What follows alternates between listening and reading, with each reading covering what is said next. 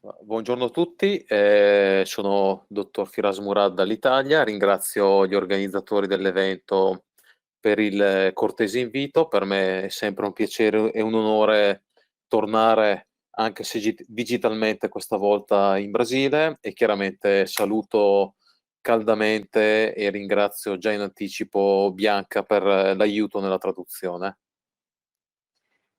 Bom dia a todos, boa tarde ou boa noite a quem veja essa apresentação no horário que mais lhe convém.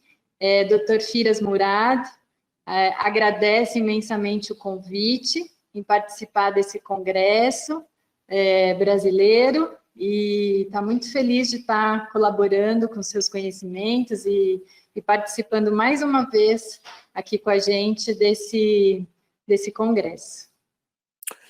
Il tema di cui mi è stato chiesto di parlare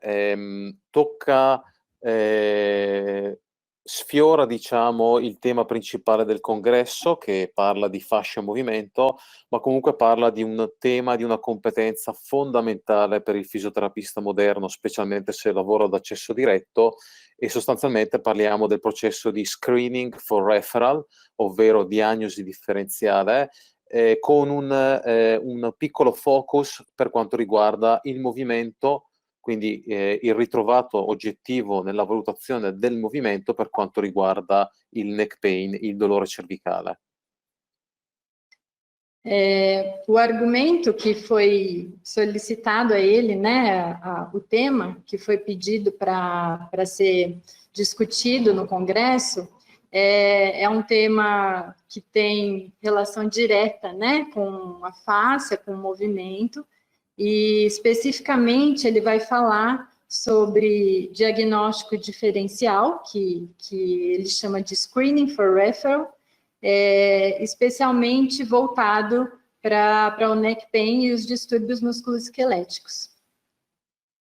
Un attimino, Firas, si puoi parlare un po' più corto, perché così ci riesco a tradurli un po' specifico, se no poi non ricordo tutto che hai detto. Assolutamente, va bene. Grazie. Riparto? Sì. Ok. È ovvio che parliamo quindi di un tema che, insomma, da quando nasce la professione del fisioterapista, la valutazione del movimento è un outcome che tipicamente noi fisioterapisti valutiamo. É óbvio que a gente vai falar sobre um tema, né, que nós, fisioterapeutas, como um seguidor de outcome, né, de valutação de resultado, sempre seguimos. Infatti, un po' probabilmente anche come un bias nostro professionale, perché tendiamo molto a valutare questo aspetto, questo studio che è uscito 2 giorni fa ci dice che l'85% dei pazienti con dolore cervicale ha una riduzione del ROM cervicale.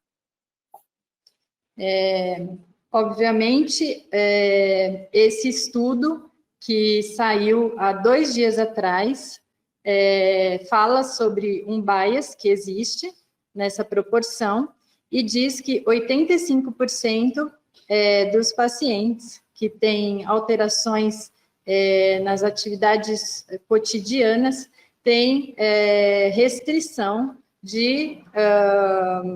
o ROM quer dizer a amplitude de movimento relativo in comparação com os dados normais.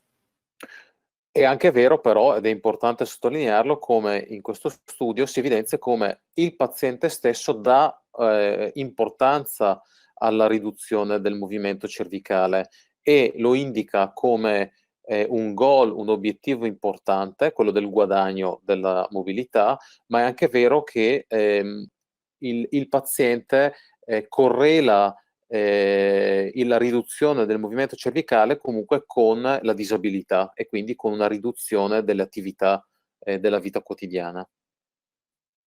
E os pacientes, né, que foram indagados nesse estudo, eles relatam essa redução do movimento como um objetivo a ser ganho, né, no plano de tratamento, e também correlacionam essa restrição do movimento na região cervical com a incapacidade que eles têm, ou desabilidade, né, em praticar atividades cotidianas. E infatti le linee guida più recenti, questa per esempio quella americana, indicano come il valutare le misure di impairment fisico siano molto importanti per i pazienti con neck pain. De qualquer forma, as linhas, os guidelines, as linhas, né, guias para a gente, essa, por exemplo, americana, reforçam essa importância de como está avaliando, né, a incapacidade ou a restrição física dos pacientes com esse tipo de limitação. E questa valutazione serve per stabilire la situazione baseline del paziente, per monitorare i cambiamenti indotti dal trattamento nel tempo, ma sono anche molto utili per il processo di decision making e vedremo che sono molto importanti anche per comprendere se il paziente è di competenza fisioterapica, quindi per il processo di rule in o rule out del paziente. E essa avaliação, né, da qualidade e da quantidade do movimento, ela é importante não só para desenhar a nossa decisão clínica, né, o decision maker, não só para a gente decidir qual vai ser, né, o nosso plano de tratamento, mas também para a gente conseguir avaliar de forma eficaz se é ou não de nossa competência o tratamento desse paciente. Due note tecniche sulle misurazioni del ROM cervicale. Sembra, anzi, questa è una visione sistematica, sicuramente i movimenti regionali, quindi i macro movimenti la valutazione dei macro movimenti è più riproducibile rispetto ai movimenti accessori, segmentali. Então, a avaliação, né, sistemática desses macromovimentos, elas são muito mais acessíveis do que a avaliação de movimentos acessórios. Sappiamo, per esempio, che la valutazione visiva in realtà è consistente soltanto per quanto riguarda l'estensione cervicale. Tutti gli altri movimenti valutati con l'occhio del clinico non sono riproducibili. E também sabemos que a avaliação visual, ela só serve para avaliar um movimento de extensão. Todos os outros movimentos, eles não são reprodutíveis. Utilizzando però degli strumenti come può essere un inclinometro, un goniometro o alcuni device digitali come un'applicazione, la G Pro sull'iPhone, aumentano invece la riproducibilità fino a un livello di buona riproducibilità sia inter che intraesaminatore. Se a gente usar, ao invés, instrumentos como inclinômetro, goniômetro, ou qualquer outro eletrônico que possa avaliar esses movimentos, ajudam muito nessa reprodutibilidade de avaliação. La validità, anche su questo abbiamo dei valori, abbiamo dei trial clinici in fase 1 e 2 e ci dicono che ancora una volta utilizzare strumenti assolutamente aumentano la validità della valutazione del ROM. Os estudos dizem que a utilização de instrumentos aumentam essa confiabilidade de avaliação para esses movimentos. E Lemonnier nel 2018 in questa revisione sistematica ci conferma come la riduzione del ROM, specialmente per quanto riguarda l'estensione cervicale, è una caratteristica dei pazienti con dolore cervicale rispetto ad un soggetto sano. E essa revisão sistemática desse autor, Leumière, ele diz que a avaliação desses movimentos com a observação de redução na extensão tem correlação com os indivíduos che apresentam dor na região cervical.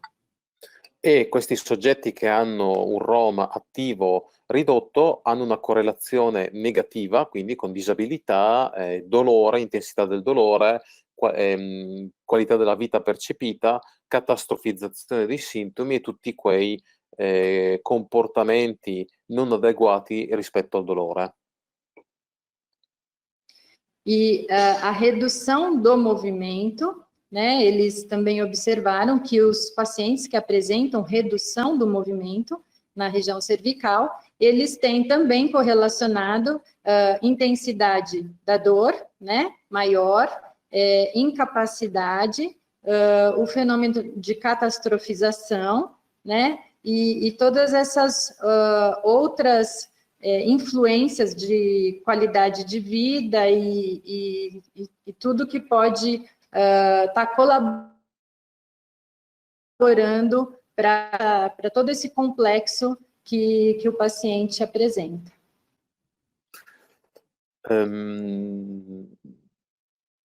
Quindi, tuttavia, l'assenza di un vero gold standard rende comunque queste informazioni da prendere con cautela, anche se dal punto di vista clinico sicuramente hanno una loro importanza per quanto riguarda poi l'esame obiettivo eseguito sul paziente. Então, a falta de gold standard nesse sentido faz a gente, obviamente, ter muito mais cautela, né, com relação à avaliação, ao exame clínico desse paciente que a gente encontra na nossa prática clínica. Quindi è fondamentale nella prima visita, o meglio, l'obiettivo quindi della prima visita con il nostro paziente ovviamente non deve essere quella di mettere un'etichetta per fare una diagnosi, quindi dare un nome, un'etichetta alla patologia che ha il paziente, ma come obiettivo principe quello di mantenere il paziente in sicurezza, quindi comprendere se è un paziente di nostra competenza, e se il paziente di nostra competenza e quindi ha un disturbo di tipo muscoloscheletrico, la prima valutazione in questa seconda fase ci aiuterà a guidare nel decision making, specialmente per quanto riguarda la prognosi e la gestione del paziente. Então, o objetivo da primeira avaliação, né, da avaliação inicial, não é colocar uma etiqueta no paciente com um nome ao sintoma que ele apresenta, mas sim guiar, né, o fisioterapeuta, principalmente na decisão, né, se realmente é um caso de nossa competência ou não, e também no processo, né, de decisores, para a gente avaliar se é ou não, da gente considerar os fatores diagnósticos e prognósticos desse paziente. E questo ovviamente rientra poi nei domini del fisioterapista specializzato muscoloscheletrico, dove, come potete vedere nella dimensione 6 del documento degli standard IFOMT, lo vedete qui evidenziato, è responsabilità del fisioterapista specializzato, comunque del clinico, possedere le capacità di fare uno screening per le patologie gravi e quindi di identificare quei pazienti che sono al di fuori dello scopo di pratica.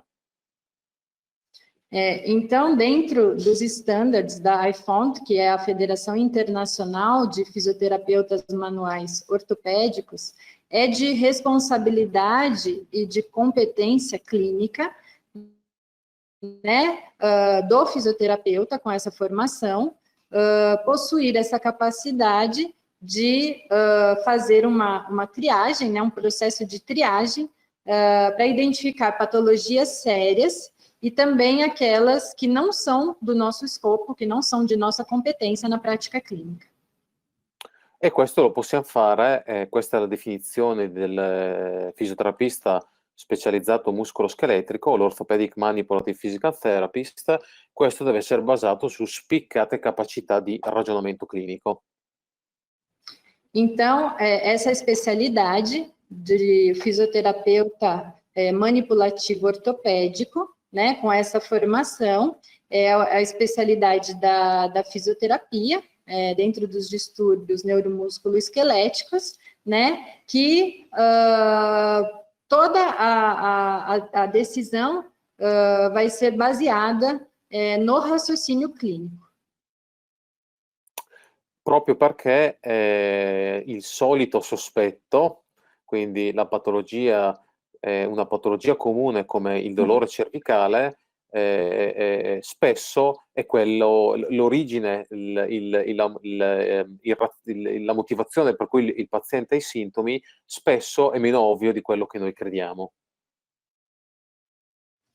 Então, quando a gente considera os suspeitos, né, para desencadear a patologia musculoesquelética, normalmente os fatores, né, que levam o paciente a apresentar os sintomas são menos óbvios do que eles parecem. Questo perché sappiamo che in un sintomo comune come il neck pain, che tra l'altro ricordiamo essere la patologia che più negli ultimi 10 anni, secondo l'Organizzazione Mondiale della Sanità, è salita come incidenza e prevalenza, tante volte può mimare o nascondere patologie mediche, patologie gravi al di fuori, che non sono di origine muscoloscheletrica, e adesso andremo a analizzare alcune di queste.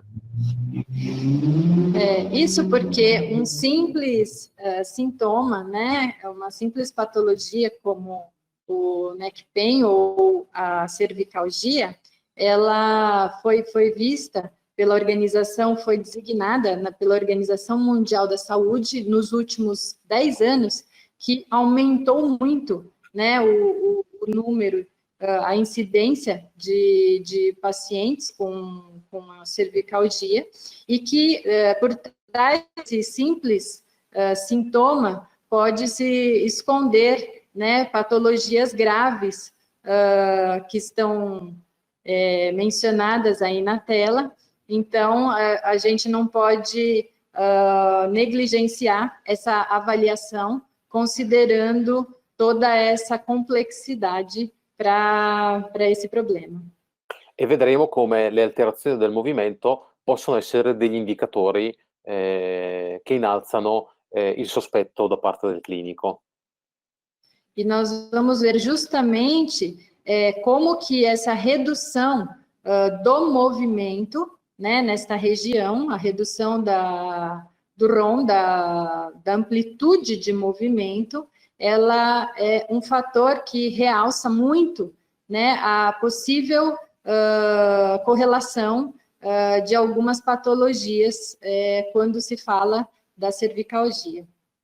Questo è una sintesi del care pathway, quindi del processo di cura dei pazienti con dolore cervicale, è una sintesi di varie linee guida internazionali, e come potete vedere, cosa che abbiamo già anticipato, quando il paziente arriva in clinica da voi con un dolore cervicale, la prima cosa da fare in assoluto è andare ad analizzare fattori di rischio o segni e sintomi che possano far dubitare il clinico di essere in presenza di una patologia grave, e quindi la prima cosa da fare è escludere patologie mediche per poi riuscire ad arrivare a trattare in sicurezza il paziente.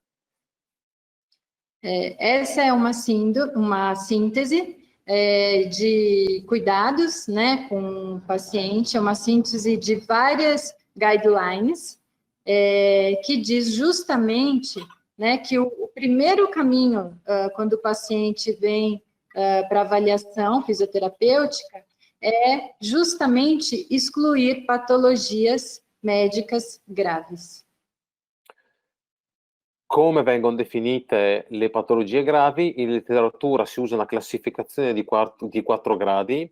Quando parliamo di patologie gravi cervicali, parliamo di un neck pain e disturbi associati and associated disorder di 4º grado, e queste vengono definite come condizioni gravi che mimano un disturbo muscoloscheletrico e che quindi richiedono una valutazione, un intervento medico urgente.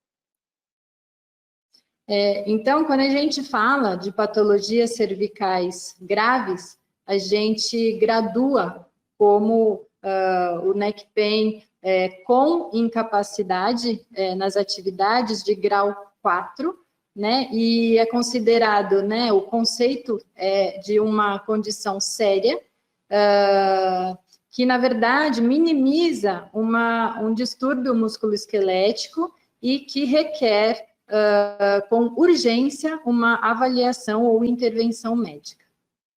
Il che significa che il paziente viene da voi e ha mal di collo, ma in realtà ha una patologia che può metterlo a rischio di vita.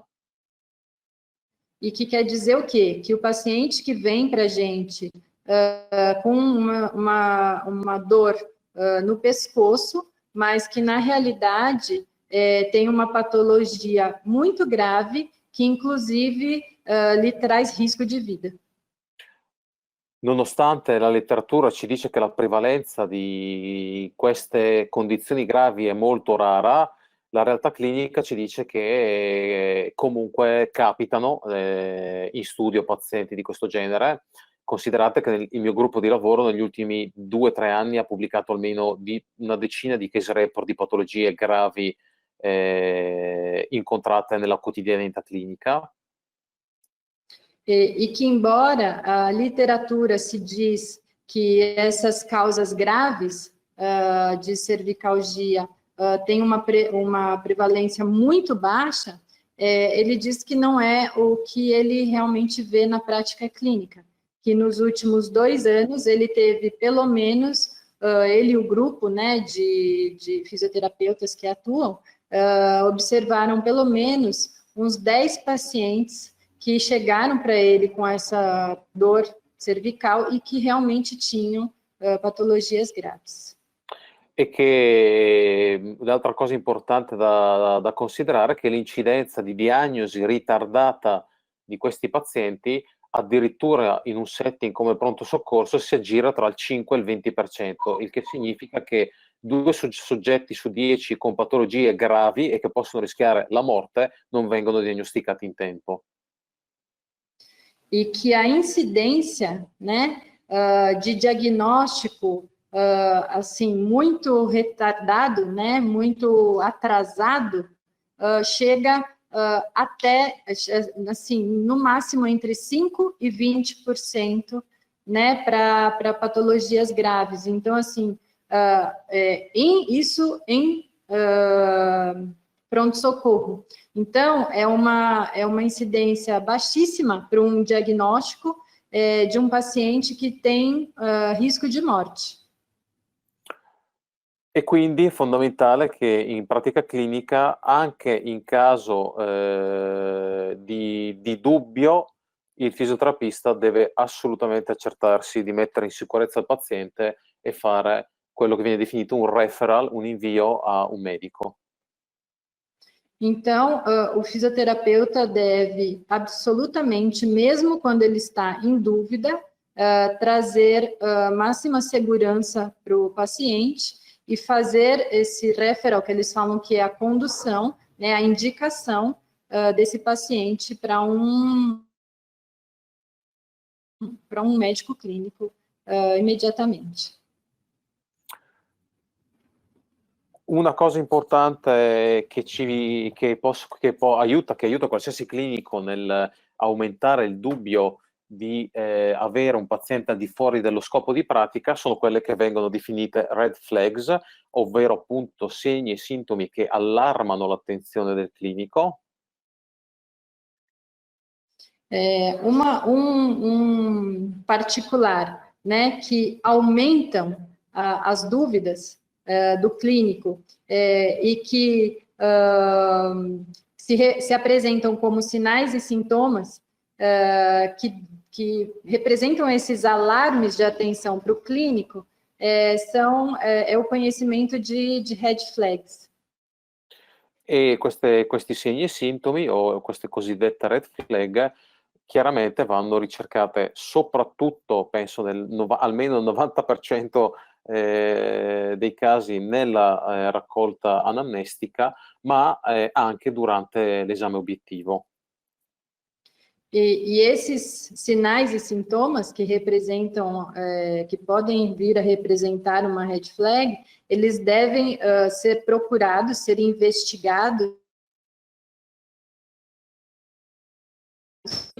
obviamente, né, na prática clínica, na primeira avaliação, né, mas também na condução clínica desse paciente.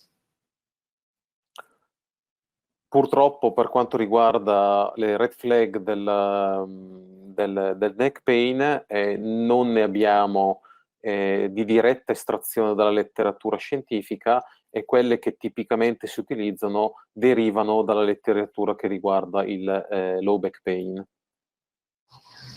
Infelizmente, nós não temos na literatura red flags direcionados para o neck pain, né, para cervicalgia, para dor cervical.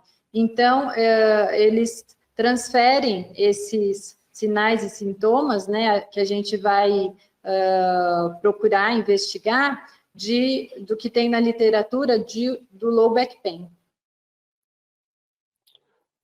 E per quanto riguarda il rachide cervicale, di sicuro ciò che più ci spaventa classicamente come fisioterapisti è quello che viene definito instabilità, e quando parlo di instabilità si intende di danno anatomico o al tessuto osseo, quindi alle vertebre cervicali, o al tessuto legamentoso, specialmente per quanto riguarda il rachide cervicale superiore. E o que mais nos assusta, né, na avaliação da região cervical da coluna são as instabilidades que estão relacionadas a um dano nas estruturas ósseas ou ligamentares. Quindi non parliamo di instabilità di movimento accessorio, che è un costrutto teorico e che non ha alcuna dimostrazione scientifica. Então, a gente não está falando aqui sobre instabilidade de movimentos acessórios, que não tem nada que evidencia na literatura, ou seja, não tem nenhum valor científico. Mentre sappiamo che un danno anatomico chiaramente mette a rischio i tessuti nobili cervicali, come il tessuto vascolare e il tessuto neurologico del rachide cervicale. É bem diferente dessa instabilidade de tecido ósseo ou ligamentar, principalmente correlacionado à estrutura cervical alta, né, que podem causar alterações importantes vasculares e neurológicas dessas estruturas. Infortuni, patologie gravi del rachide cervicale sono tutto sommato non così frequenti, grazie a Dio, ma è importante comprendere come il perdere la diagnosi o comunque non farlo nelle tempistiche indicate chiaramente può avere conseguenze gravissime sulla prognosi del paziente. Obviamente, a incidência de incidentes, né, e de patologias graves na região cervical não é muito alta, mas desconsiderar essa possibilidade pode levar a consequências muito sérias para o paciente. Sicuramente le più frequenti che vediamo, tipicamente viene stimata una prevalenza del 3% dopo un trauma cervicale, ma che si parla di numeri intorno ai 5.500 soggetti all'anno, quindi un numero considerevole, sono le fratture cervicali. O que a gente vê com maior frequência, embora a prevalência seja apenas de 3%, né, de trauma, isso representa 5.000 e quase 600 pacientes no ano, né, esse estudo no Canadá, de fraturas na região cervical. La cosa fondamentale per diagnosticare queste fratture cervicali ovviamente sono le bioimmagini, anche se sappiamo che l'RX ha un alto tasso di falsi negativi e che probabilmente l'esame più indicato è la tomografia computerizzata, la CT scan. O exame que é mais recomendado para diagnosticar esse tipo, né, de fratura seria o raio-x, mas tem uma grande incidência, o raio-x, de apresentar um falso negativo. Então, o exame mais indicado para diagnosticar esse tipo de problemática seria a tomografia computadorizada. Quindi, oltre al rischio di perdersi soggetti che hanno bisogno di un intervento in emergenza, questo porta anche a un elevato spreco di costi e ovviamente espone il paziente a esposizione a a radiazioni inutili. E além de correr o risco, né, de perder esse diagnóstico com o exame de raio-x e com isso colocar, né, a vida do paciente em risco, a gente também expõe ele à radiação de forma desnecessária. Quindi è fondamentale avere dei reperti clinici o comunque dei segni e sintomi o degli indicatori che ci possono aumentare l'appropriatezza della prescrizione di una bioimmagine, di una RX o di una TAC, e questo è stato e per questo motivo sono state sviluppate quelle che vengono definite delle regole di decisione clinica. Então, a gente precisa de marcadores clínicos, né, como sintomas que aumentem a indicação, né, de um exame quando é necessário. E então, por isso, criou-se, quando essa linha na verdade, são indicadores que vão ajudar na decisão do processo de encaminhamento para o paciente. Questa regola di decisione clinica la più utilizzata sono le Canadian Cervical Spine Rule, scusatemi, che sono state dimostrate essere sensibili al 100%, ovvero in grado, quando negative, di escludere con certezza che il paziente abbia una frattura.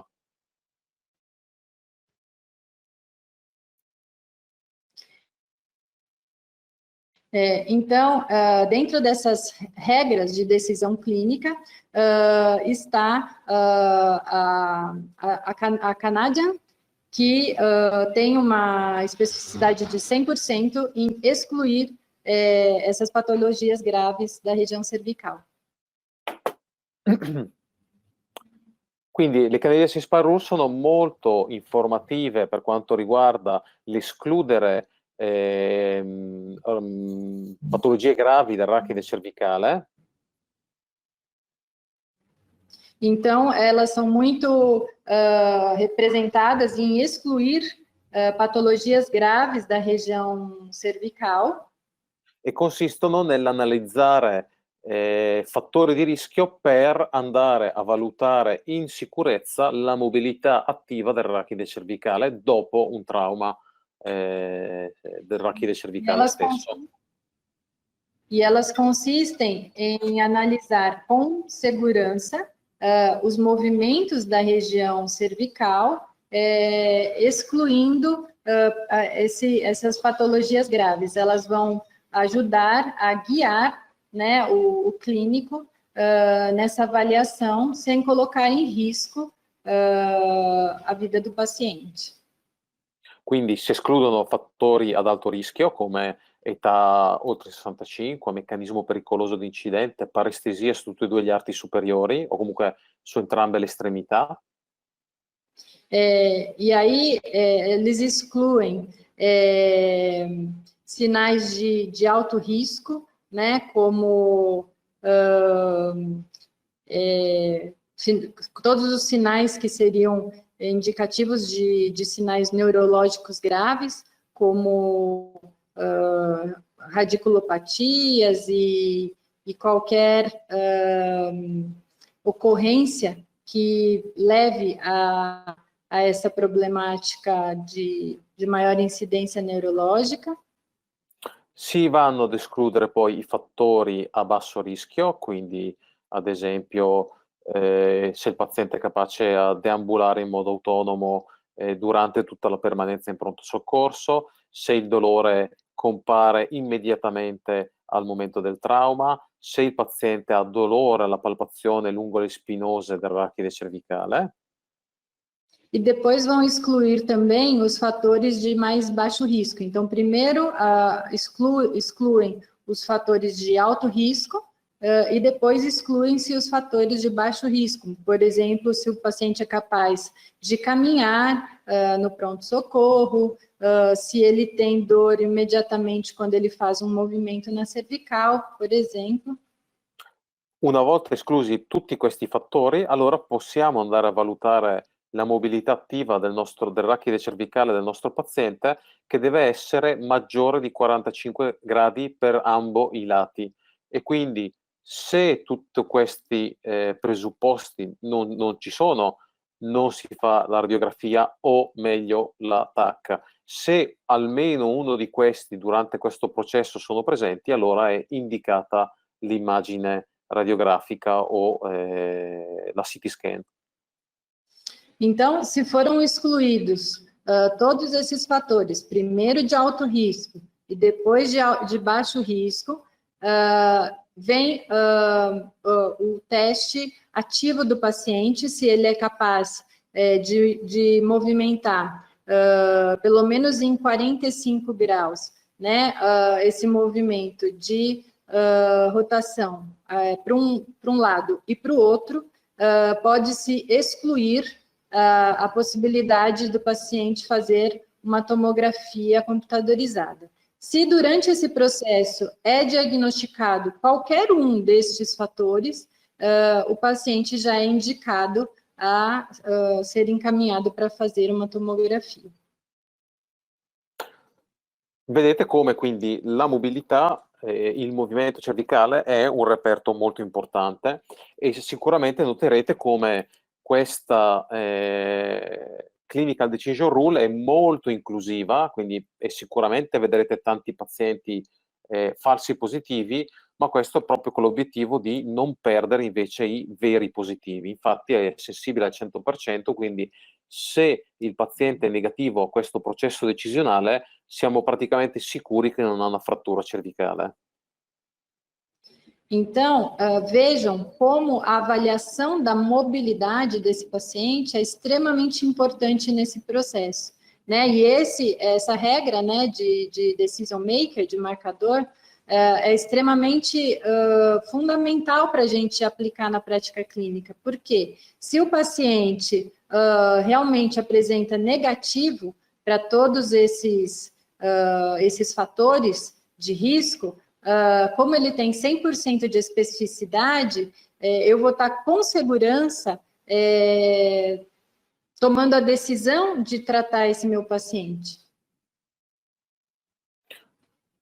Vediamo un caso clinico reale, giusto per capire come vengono implementate e per comprendere come tutti questi fattori di rischio in realtà possono essere trovati ed analizzati anche non in pronto soccorso e quindi non implementati nella clinica come un processo statico, ma sono comunque informazioni importanti nei pazienti che possiamo valutare in studio, specialmente dopo un trauma.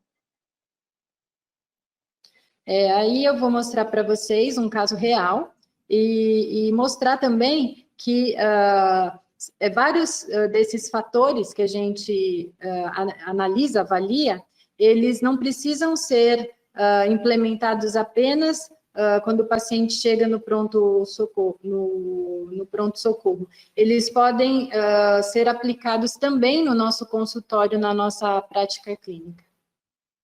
Questo è un paziente di 61 anni, dolore cervicale dopo un tamponamento stradale, è andato pronto soccorso subito dopo il tamponamento, radiografia negativa.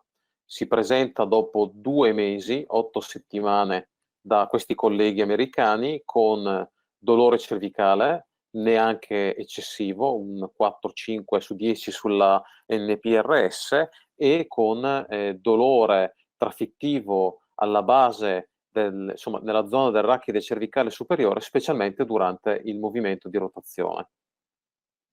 Esse é um paciente de 61 anos, que foi submetido a um incidente, né, um acidente de carro, com a radiografia da coluna cervical sem ter feito, né, a radiografia, e apresentou no consultório de um colega 2 meses depois, com um score de 26 e uma dor não tão intensa, de 4, 5 de intensidade, com dor na região cervical alta, principalmente com o movimento de rotação da cervical. E quando è stata valutata la mobilità cervicale di questo paziente, vedete come era molto molto limitata, specialmente nelle rotazioni, ma anche nelle flesso-estensioni. L'altro dato importante è che presentava questo dolore trafittivo nel rachide cervicale superiore, specialmente nei movimenti di rotazione. E a gente vê como a amplitude de movimento estava muito reduzida, né, desse paciente, de flexo e extensão, mas principalmente o de rotação, e o que chamou bastante atenção foi essa dor localizada na região cervical alta, principalmente com esse movimento de rotação. Quindi cosa hanno fatto i nostri colleghi? I colleghi hanno mandato di nuovo il paziente a fare una radiografia. Quali sono stati i segni o i sintomi di questi pochi che vi ho descritto che hanno portato i nostri colleghi a consigliare al paziente un'altra radiografia? Então, o que fizeram esses colegas, né, que assumiram esse paciente no consultório para fazer essa avaliação, eles mandaram o paciente novamente para fazer um raio-x. E o que eles observaram de sinais e sintomas para aconselhar esse paciente a fazer novamente um raio-x? Sono appunto il dolore trafittivo nei movimenti arachide cervicale superiore e ovviamente importantissima un'importante riduzione del movimento attivo del rachide cervicale, specialmente a rotazione. Foi justamente a identificação da dor na região cervical alta, né, dor forte na região cervical alta, e a redução de mobilidade, principalmente no movimento di rotazione. E come vedete c'erano altri fattori di rischio della Canadian Cervical Spine Rule, ovvero paziente vicino ai 65 anni, comparsa improvvisa del dolore subito dopo il trauma, e comunque nella storia clinica l'insorgenza del sintomo è stato poi dopo un tamponamento stradale. E ele tinha também, né, seguindo a Spine Rule, outros fatores prognósticos, né, que colaboravam para ser um paciente com vários fatores de risco, né, principalmente também o fato de ele ter sofrido um acidente automobilístico. Questo paziente è andato a fare l'RX e infatti presentava una frattura di Angman, che è una frattura bilaterale dei peduncoli vertebrali con una listesi di C2 su C3. E realmente, depois de fazer o raio-x, eles observaram uma fratura no pedúnculo vertebral bilateral com uma listese, um escorregamento de C3. In letteratura sono descritti molti di questi casi, questo ad esempio di un altro con un'altra radiografia negativa subito dopo l'incidente, dove ancora una volta, scorriamo velocemente, vi voglio solo far vedere come tra i vari ritrovati che i nostri colleghi hanno riscontrato, ancora una volta la riduzione del ROM, in questo caso rotazione sinistra 12 gradi, destra 43 gradi, e il dolore trafittivo arachide cervicale superiore durante il movimento sono dei segni clinici molto importanti da tenere in considerazione. Aqui só para mostrar para vocês um outro paciente, né, que foi assumido na clínica e que também sofreu um acidente de carro e que tinha também essa dor fortíssima na região cervical alta e que apresentava uma redução importante dos movimentos da região cervical, principalmente de rotação. Então, esses são sinais e sintomas importantes da gente considerar na avaliação clínica desse paziente. Pazienti quindi che hanno avuto un trauma, specifichiamolo, che è importante. E comunque presentava altri segni clinici tipici della Canadian C-Spine Rule, come appunto la comparsa di dolore sulle spinose alla palpazione. E outro importante fator pela Spine Canadian é que existe a presença de dor na vértebra na avaliação com a palpação. Questo paziente, per esempio, nonostante l'RX a T0, tempo 0 era negativa, alla risonanza magnetica ha dimostrato avere una frattura del dente di C2, quindi dell'epistrofeo, che vedete qua segnato con la freccia. Esse paciente, embora tenha feito raio-x e tenha dado negativo para a fratura, quando ele fez a tomografia, evidenciaram a fratura no pedúnculo, né, de C2, e constataram aí a presença, nesse caso, de fratura. Questo viene definito un os odontoideum, che tipicamente può essere genetico, quindi di origine embriologica, ma che tipicamente è di origine traumatica e che chiaramente viene poi classificato in base al luogo di frattura dell'epistrofeo. A gente pode voltar? Eu não entendi, Firas. Sorry? Eu não entendi, scusa, non ho capito quello che hai spiegato adesso. Possiamo... Questo viene definito os odontoideum, che tipicamente che può essere anche di origine embriologica, quindi una malformazione congenita, ma che molto, molto frequentemente è assolutamente traumatico.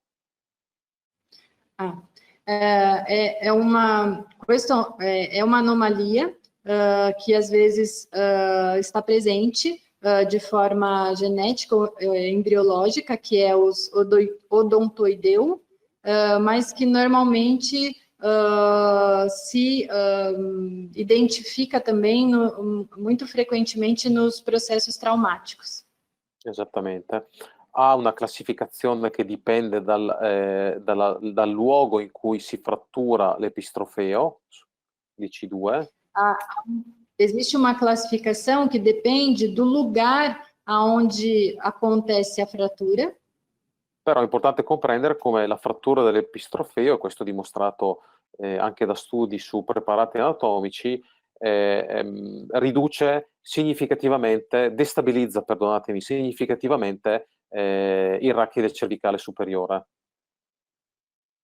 E essas fraturas no processo epistrofeu diretamente se correlaciona com uma instabilidade de movimento na região cervical alta. Con tutte ovviamente le sequele che può portare dei tessuti nobili cervicali. Non ho capito, scusa. Chiaramente questa instabilità che può avere, può portare anche a esiti più gravi. Ok. Obviamente que essa instabilidade, quando é identificada, ela pode levar a marcadores muito graves de qualquer comprometimento ou incapacidade dessa região. La limitazione del movimento in realtà non è importante solo per le fratture, questo ad esempio è un altro caso clinico, ma anche in pazienti che possono arrivare in studio senza avere una storia di trauma. E a avaliação da qualidade de movimento não é um fator importante para avaliar só nos pacientes que sofreram um trauma ou que têm alguma possibilidade de ter tido uma fratura, mas também em outras patologias da região cervical. Chiaramente la limitazione del movimento dell'arachide cervicale non è importante solo in caso di trauma e quindi di potenziale frattura. Sì. Vai, va bene. Como já foi dito, a avaliação da região cervical de qualidade de movimento não é só importante com o paciente que apresenta algum histórico de trauma, ou seja, de possível presença de fratura. Ma è tipica anche in altre problematiche importanti dell'arachide cervicale. Mas também é importante ser considerada e avaliada em outras problemáticas importantes da região cervical. Ad esempio, questa è una paziente valutata sempre da un collega con una alterazione congenita della cerniera cranio-cervicale. Essa é uma paciente que foi avaliada por um colega que apresentava uma alteração congênita da região cervical alta. Con quindi una fusione di C2-3 e un osso odontoideum, quindi una separazione dell'epistrofeo. E tinha uma fusão de C2 e C3 e uma separação do processo odontoideo. E qua si vede la risonanza magnetica dove potete vedere l'osso odontoideum, quindi il distaccamento congenito dell'epistrofeo e la fusione di C2 su C3. E aqui a ressonância que se vê esse destacamento, né, do processo epistrofeo e a fusão de C2 e C3. Questa è definita la Klippel-Feil syndrome, la sindrome di Klippel-Feil.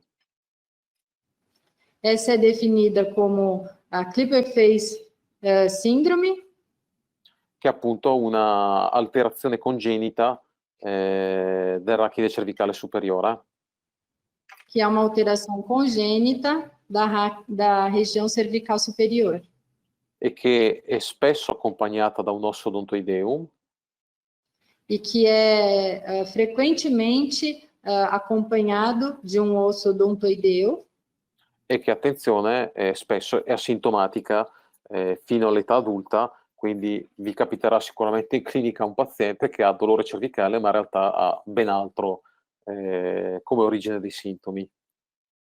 E que normalmente é assintomática até um certo período da vida e que vai acontecer provavelmente um dia na prática clínica de você pegar um paciente que tem um sintoma e aí você vai olhar o exame e ele tem essa imagem compatível.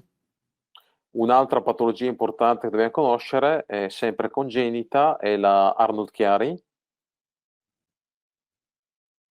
Uma outra patologia também importante da gente conhecer, sempre congênita, é a Arnold-Chiari. che è una malformazione, un difetto anatomico della base del nostro cranio, que é uma malformação na base do nosso crânio, dove il cervelletto e il tronco encefalico erniano oltre il forame magno. Onde o cerebelo e o tronco encefálico Erniano. Formam uma herniação. Esatto, caudalmente. No sentido caudal. Perfetto. Ancora una volta, queste patologie congenite molto pericolose sono spesso sintomatiche fino alla quarta o sesta decade della vita. Essas patologias, né, de malformação, muito frequentemente são assintomáticas até mais ou menos a quarta até a sexta década de vida. E anche in questo caso, lo vedremo a breve in un altro caso clinico reale, le alterazioni del movimento cervicale sono un reperto importante. E nós vamos ver como a alteração no movimento cervical são uma referência importante nesses casos. Giusto una piccola parentesi anche sull'instabilità legamentosa, quindi un danno dei legamenti della cerniera cranio-cervicale. Vou fazer só um adendo com relação à instabilidade ligamentar, ou seja, um dano no ligamento da região cervical. Sappiamo che una rottura del legamento alare, una rottura completa, aumenta significativamente la mobilità del rachide cervicale in tutti i piani. Nós sabemos que uma ruptura completa do ligamento nessa região aumenta de uma forma importante os movimentos dessa região. E può avere un'eziologia veramente delle più disparate, dove sicuramente il trauma cervicale è ancora un fattore di rischio molto importante. E vamos ver como que isso influencia, por exemplo, na etiologia, quando o paciente apresenta um trauma nessa região cervical. Ma attenzione, perché può essere anche secondaria, causata quindi da un eccessivo utilizzo di corticosteroidei. Mas que pode ser a gente tem que ter muita atenção, porque a causa pode ser, por exemplo, secundária, como o utilizo de forma muito grande de corticosteroides. Oppure, e questo è assolutamente un tema di attualità, sono descritti casi in cui è correlata a infezioni del tratto respiratorio, specialmente nel tratto superiore. E de uma forma, assim, de menor incidência, mas que também acontece, pode estar relacionada à presença de infecções no trato, na região respiratória superior.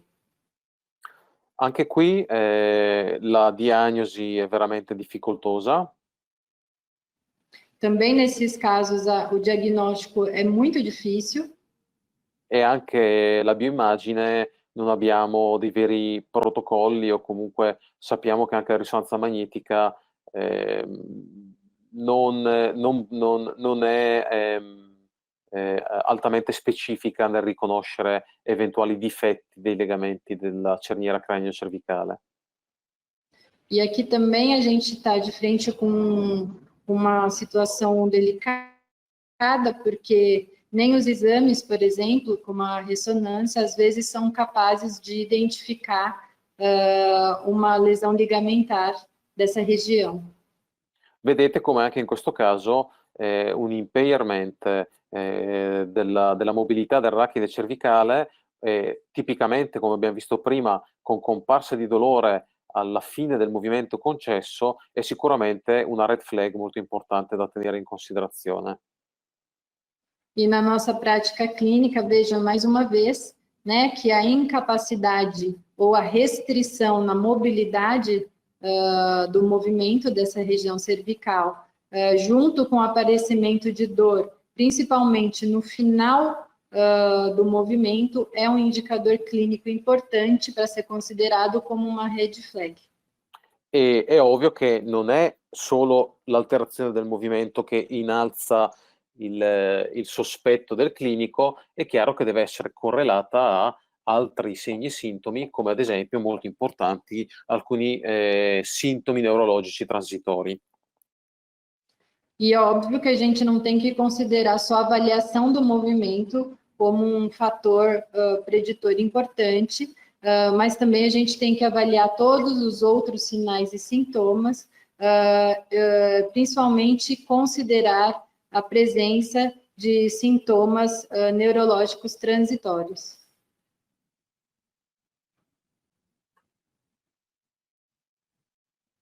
E che sono molto comuni e soprattutto sono questi segni neurologici transitori molto importanti, predittori molto importanti durante la raccolta anamnestica. E esses sinais neurológicos transitórios são muito importantes na prática clínica de serem identificados como fatores preditores. Questi sono solo alcuni di questi segni e sintomi. Abbiamo per esempio la sindrome collo-lingua, abbiamo parestesie emifacciali o di una parte del labbro o addirittura anestesia di un emilato facciale. Esses são outros sinais e sintomas transitórios, neurológicos, né? Como parestesia facial, como anestesia ou hemiplegia na hemiface, né? De uma região dos lados do rosto, e até também na síndrome dessa região que acomete a língua.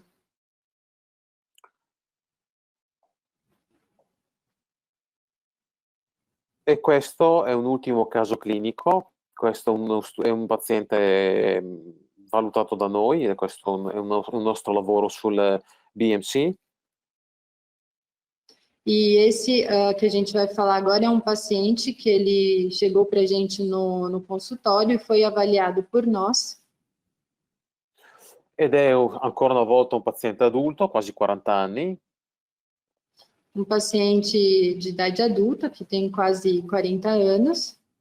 Che si presenta per neck pain alla nostra attenzione. Que se apresentou com neck pain, uma dor cervical, no nosso consultório. La cosa interessante è che all'esame obiettivo ovviamente si vedeva una marcata riduzione della mobilità cervicale, specialmente in rotazione, e alla fine della rotazione concessa compariva questo dolore a livello occipitale.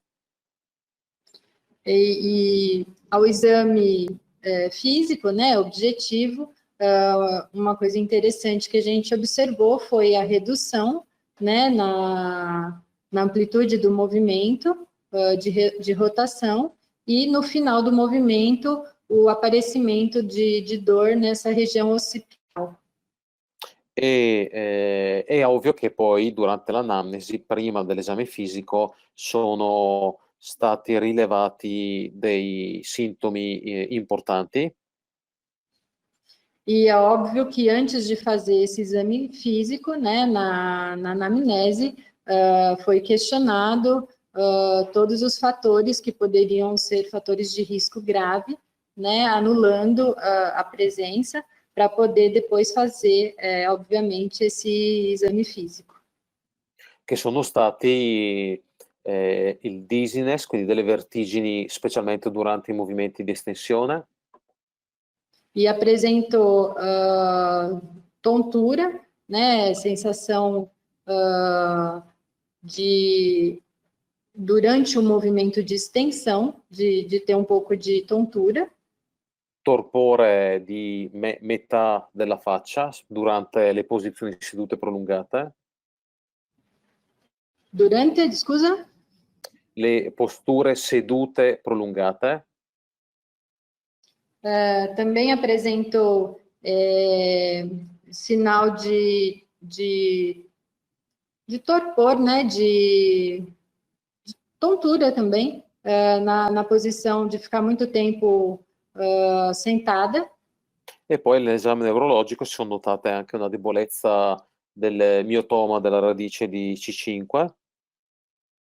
E depois no exame muscular identificou fraqueza no dermatoma correspondente da região de C5.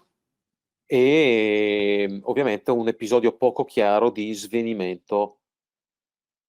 E che chiaramente è un segno neurologico di cui stare attenti. Ma durante l'esame? No, nella storia clinica riporta un episodio in cui lui dice di essere svenuto. Ok. E na história clínica, não na avaliação no consultório, isso na história clínica, tinha também ela referia um episódio de desmaio, assim, do nada. Dopo un colpo di testa che può essere paragonabile ovviamente a un piccolo trauma dell'arachide cervicale. E aí ela teve uma história de queda que poderia estar relacionada a uma história de trauma da região cervical.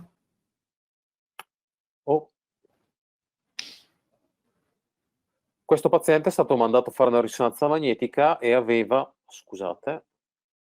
ha presentato quello che viene definita una impressione basilare, ovvero una malformazione, ancora una volta, della cerniera cranio-cervicale. Na ressonância, essa paciente apresentava uma impressão basilar, que na verdade é uma malformação da cerneira cervical. E al contrario dell'Arnold Chiari, dove il problema è il forame magno e il cervelletto, il tronco encefalico migrano inferiormente, in questo caso una malformazione dell'epistrofeo migra cranialmente fino ad entrare oltre il canale magno, andando a comprimere il tronco encefalico. E com essa formação, o que acontece é que ela vai comprimir o forame magno e causar toda essa repercussão neurológica que é consequência dessa compressão nessa região. Tutto questo per concludere questa presentazione. Tudo isso para concluir essa apresentação. E farvi cercare di condividere con voi come sia importante nella nostra capacità di ragionamento clinico e specialmente nella fase di raccolta anamnestica, quanto sia importante pesare le informazioni che riceviamo dal paziente.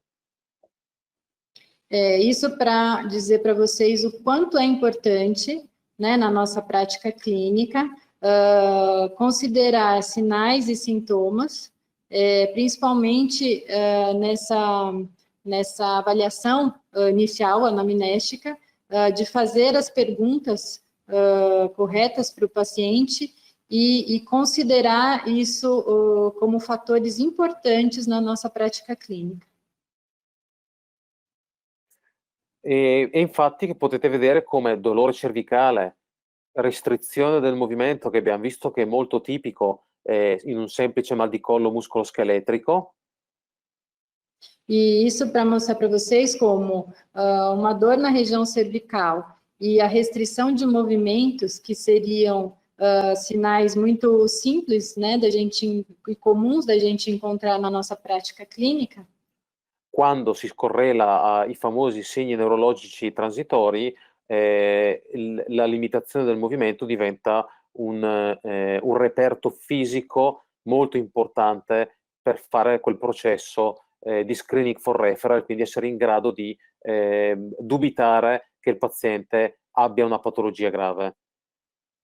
Isso, quando se correlaciona, né? Quando você considera junto os sinais neurológicos transitórios, como esses simples sinais e sintomas que o paciente apresenta, podem ser fatores preditivos para a gente tomar a decisão realmente se é necessário encaminhar esse paciente para um clínico médico. Como esses sinais e sintomas que parecem para a gente simples na prática clínica, quando eles são correlacionados com esses sinais e sintomas transitórios, como eles viram fatores preditivos, né, para encaminhar a nossa conduta, o nosso decision maker de tratar ou não esse paziente.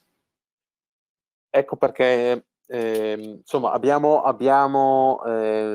fatto una carrellata di alcuni esempi di patologie veramente gravi che veramente possono mettere a rischio la vita del paziente in questa presentazione. Então, a gente citou aqui patologias que são realmente graves, né, que podem colocar em risco de verdade a vida do paciente. E abbiamo visto come in tutti questi una caratteristica comune è una riduzione del movimento. E a gente viu como que é comum a gente identificar, né, como uma característica comum desses pacientes, uma redução do movimento dessa região cervical. Chiaramente questo non è per spaventare i clinici meno esperti che ci ascolteranno. E isso, obviamente, não é para assustar ninguém, nenhum clínico que tenha pouca experiência. Ma è per far comprendere come un ritrovato fisico così comune. Mas é para vocês entenderem como um achado clínico assim tão comum, quando ben contestualizzato nel quadro clinico, quando ele vem contextualizado nesse quadro clínico, e si posseggono competenze di ragionamento clinico e conoscenze di questi fattori di rischio. E quando se coloca em questão competência, o conhecimento do raciocínio clínico e se coloca isso realmente na prática, diventano insomma dettagli fondamentali per salvare la vita di un paziente. Eles se tornam detalhes importantes para realmente salvar a vida do paciente. Purtroppo nella letteratura, nella nostra professione, per decenni i ricercatori hanno cercato di trovare test inutili o di demonizzare tecniche considerate pericolose nel trattamento dei pazienti. Infelizmente, na nossa prática, sei lá, nos últimos mais ou menos 10 anos, procuraram endemoniar a nossa prática com considerações assim assustadoras, né, na região cervical. Ma la realtà è che il fisioterapista moderno deve assolutamente possedere le conoscenze, le competenze dello screening for referral e della diagnosi differenziale. Mas a realidade é que o fisioterapeuta moderno, ele tem sim que ter o conhecimento e a competência, né, de fazer esse processo, né, que é o screening for referral, que na verdade é a triagem para o encaminhamento, de conhecer essas patologias graves. Io ho terminato il mio intervento. Terminei agora essa apresentação. Ringrazio Bianca per la pazienza e la incredibile capacità di traduzione. E me agradece a tradução.